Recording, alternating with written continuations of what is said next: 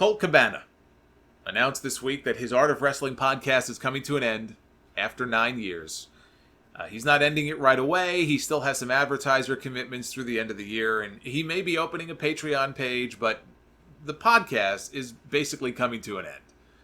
And he cited the grind of having to put a podcast together every week and come up with new content and interviews and just wanting to be able to go on the road because he still wrestles. Wanting to be able to go on the road and not have to worry constantly about pumping out new content. The grind is real. His grind is a little bit different in that his is an interview show. I do interviews too, although not all the time. My show, though, is not an interview show. So, the kind of podcast I do is very different. But I assure you that the feeling of having to come out with new content to pump out on a weekly basis, especially when you have a slow week. The thing is, I can't remember the last slow week I had. I'm sure this week's show is going to probably end up clocking into 3 hours. I don't, when I sit down, intend to do a 3-hour show. I just look at what there is to cover and I say, holy shit, there's a lot to get to this week.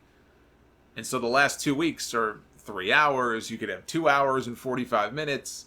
I have not had a lack of content in quite some time, but you have those weeks where it might be a slow week and you don't have as much to cover. And, you want the show to go a certain amount of time, otherwise people get upset. And yeah, so it's a slog. It can be a grind. I completely understand that feeling.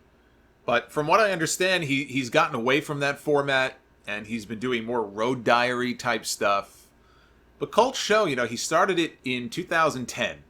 He had Sean Devari on as his very first guest. He has had every wrestler that you can think of on his show, including his now former best friend CM Punk, for a show that ended up costing him a lot of money. Whatever money he may have made off of that show, it has cost him far more, and it's still costing him money. And it cost him a friendship, which I think really sucks.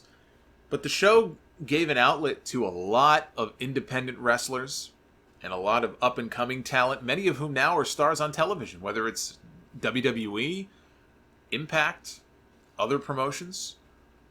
And they may not be.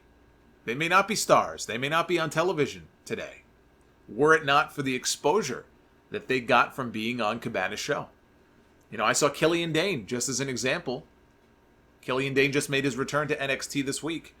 I saw him on Twitter thanking Colt for the shows that he was on, which got a lot of eyes and a lot of ears on him.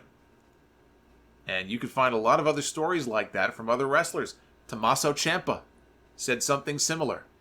So I just wanted to mention this and give a little kind of salute to Colt for changing the podcasting landscape in a lot of ways.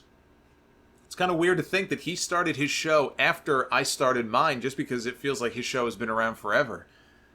There were some fan-hosted podcasts before he started his. This one I started in 2007. There's a few others who started even earlier than that. But Colt's is the first wrestler podcast that I can ever remember hearing. Now, every wrestler these days has a podcast. But Colt was, I can't say for sure that he was the first, but if he wasn't, he was one of the first. And he opened a lot of people's eyes up to what the platform could really do for people. And so, I don't wear hats, but if I did, I would tip my hat to him for that.